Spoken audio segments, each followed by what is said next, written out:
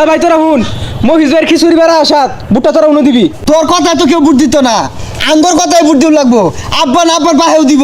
আন্নে কারে ভোট দিবা সেটাছুন এন্তাজালি ভাই রে ও না এন্তাজালি ভাই যে আমরা ব্যক্তি মিলে ভোটটা দিলাম, যদি এন্তাজালি ভাই ফেল করে মফিজ কি লাডি রে মতো খারাইতো না খারাইব তাইলে এক কাম করি, ছোট ভাই মফিজের এই দেখ আইনে এন্তাজালি রে দেন, আরেক ভাই আছে ও কলমুদ্দি রে দেখ, আমি একটা দিয়ে হালাই, 5 জনে যদি 5টা দে আর মা তো আছে তাইলে তো আর আম করে কেউ আটকায় পাইতাছে না, তোর জীবিত আছে মফিজ ক্লিয়ার আঙ্গরে একজন একজন পাস করবই, তুই কোনটা কর? হ্যাঁ সব বলো সাংঘাতিক বুদ্ধি ভাই শুধু জ্ঞানটা এরকম বুদ্ধি না ঘুমাস কি বে এক কাম কর আই তুই মফিজের না যা আর আমি এন্তাজালি রে যাইতাছি, তুই আরেকখানে জায়গা তোর মা বাইর থাক।